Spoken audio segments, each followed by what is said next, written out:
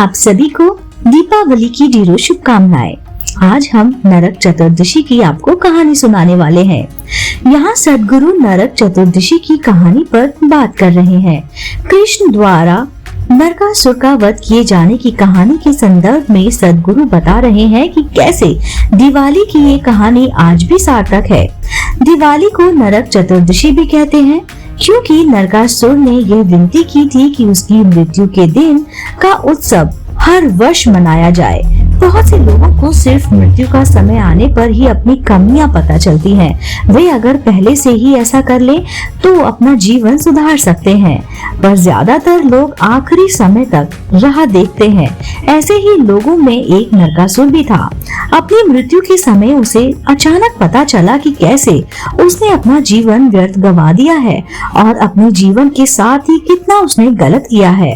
तो उसने कृष्ण से प्रार्थना की कि आज आप सिर्फ मुझे ही नहीं मार रहे बल्कि उन सभी गलत चीजों को खत्म कर रहे हैं जो कि मैंने की हैं।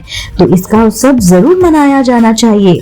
हर साल दिवाली के रूप में वो मनाया जाता है, पर हमें नरकासुर के गलत कामों के खात्मे का नहीं बल्कि अपने खुद की अंदरूनी गलत चीजों के खात्मे का उत्सव मनाना चाहिए। तभी एक सच्ची दिवाली होगी। बाकी ये सब क्या है? सिर्फ ज्यादा खर्चे, तेल, पटाखे, बस। उन्हें उस सभी गलत चीजों के खात्मे का उत्सव मनाना चाहिए जो मेरे अंदर थी, क्योंकि अब उसने मुझे एक प्रकाश दिया है और मुझसे ये प्रकाश सबको देना चाहिए। नरकासुर एक अच्छे परिवार से था। कथा कहती है कि वो विष्णु का ही पुत्र था, पर ये तब हुआ जब विष्णु ने वराह यानी कि जंगली सुअर का अवतार लिया था और नरकासुर के कुछ खास रुझान थे। इससे भी ज्यादा गलत उसके लिए ये हुआ कि वो बुरा का दोस्त बन गया। जी हाँ, बाद में बुरा नरकासुर का सेनापति बन गया। दोनों ने साथ ही साथ बहुत से युद्ध किए और हजारों लोगों को मार डाला। तो कृष्ण ने पहले मुरा को मारा, क्योंकि जब तक वो नरकासुर के साथ था तब तक नरकासुर को कुछ किया नहीं जा सकता था। मुरा को मारा, इसलिए कृष्ण का नाम मुरारी भी है। कथा कहती है कि मुरा के पास युद्ध करने की जादुई शक्ति थी, जिसके कारण वो जितना शक्तिशाली हो गया था कि उसके मुकाबले कोई ठहर नहीं सकता था। मुरा को खत्म कर देने पर नरकासुर को मारना सिर्फ एक औपचारिक विधि ही रह गई थी। कृष्ण ने नरकासुर को क्यों मारा? चलिए जानते हैं। कृष्ण ने नरकासुर को इसलिए मारा क्योंकि वे समझ गए थे कि अगर उसे जिंदा रहने दिया गया तो ऐसे ही गलत काम करता रहेगा, पर अगर उसे मृत्यु के नजदीक ले जाया जाए तो समझदारी जाग सकती है। और ऐसा ही हुआ। मृत्यु के समीप पहुंचने पर नरकासुर को अचानक समझ में आया कि उसने अपने जीवन में बहुत सी खराब चीजें इकट्ठा कर ली थी। तो उसने श्री कृष्ण ने कहा, आप मुझे नहीं मार रहे बल्कि मेरी सारी खराब चीजें ले जा रहे हैं। ये तो एक बहुत ही अच्छी बात है जो आप मेरे लिए कर रहे हैं।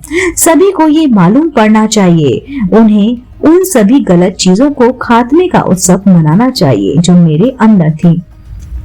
अब इस समय मुझे एक नया प्रकाश मिला है और मुझे ये प्रकाश सबको देना चाहिए, इसलिए ये प्रकाश का त्योहार हो गया। इस दिन सारा देश प्रकाश में हो जाता है।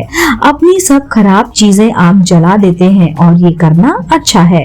नरकासुर को तो कृष्ण ने कहा, मैं तुम्हें मारने वाला हूँ, पर आपको ऐसा कोई नहीं कहेगा, आप बस मर जाएंगे। ऐसा हो सकता है। एक बार टेनेसी में ऐसा हुआ है। एक स्त्री बंदूकों की एक दुकान में पहुंची। टेनेसी में ये सामान्य बात है कि लोग समय समय पर नई बंदूकें खरीदते रहते हैं। तो वो दुकान पर गई और बोली, मुझे मेरे पति के लिए एक नया रिवॉल्वर और कुछ गोलियां चाहिए। दुकानदार ने पूछा, उन्हें कौन सा ब्रांड चाहिए? तब उसने जवाब दिया, नहीं, मैंने उन्हें ये नहीं बताया कि मैं उन्हें मारने वाली हूँ। नरकासुर की मृत्यु को दिवाली के रूप में क्यों मनाया जाता है?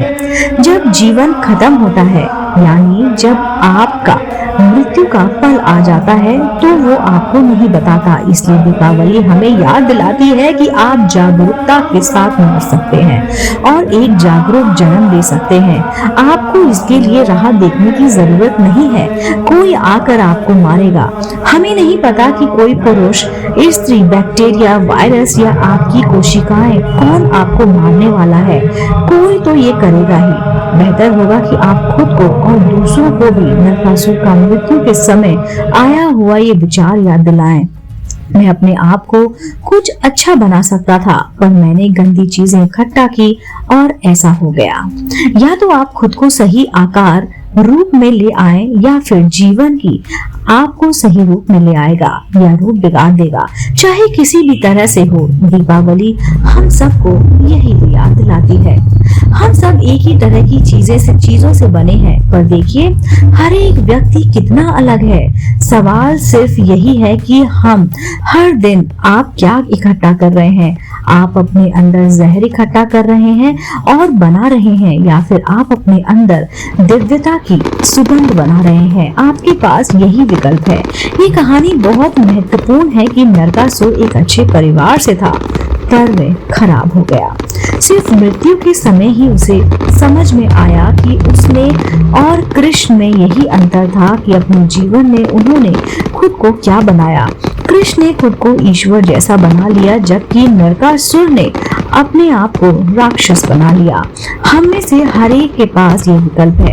अगर हमारे पास कोई विकल्प नहीं होते तो उस महान लोगों के होने का क्या मतलब, जिन्होंने खुद को समाज के आगे चमकते सितारे की तरह बना रखा है। ये इसलिए नहीं है कि वे सौभाग्यशाली थे या उसी तरह होकर जन्मे थे। इस तरह की खास अवस्था में पहुंचने के लिए अपने जीवन को बहुत सारा गूंदना, तोड़ना, मरोड़ना और बनाना पड़ता है। या तो आप राह देखें कि जीवन आपको मार मार कर सही करे, या फिर आप खुद ही अपने आप को सही कर लीजिए। आपके पास यही विकल्प है। नरकासुर ने शायद यही चुना था कि कृष्ण आकर उसे मारे। दूसरी ओर कृष्ण ने खुद को स्वयं ही ठीक कर लेने का विकल्प चुना था। ये एक बहुत बड़ा अंतर है। तभी एक की ईश्वर के रूप में पूजा होती है, जबकि दूसरे की राक्षस की तरह धिक्कारा जाता है।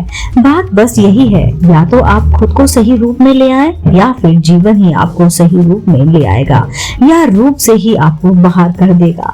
चाहे किसी भी तरह हो, दीपावली हमें यही याद दिलाती है। हम खुद ही अपने आप को प्रकाशमान बनाना चाहते हैं। दोस्तों, ये नरक चतुर्थी की कहानी आपको जिंदगी की कहानी लग रही होगी। वाकई में सोचने वाली बात है, हम अपने आप को क्या बना रहे हैं।